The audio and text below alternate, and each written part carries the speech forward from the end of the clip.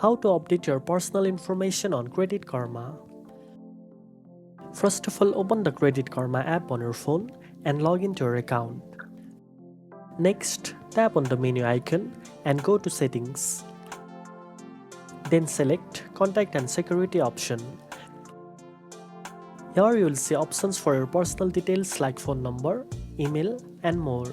To update your phone number, tap the Edit button next to the phone number section. Now enter your new phone number to replace the old one.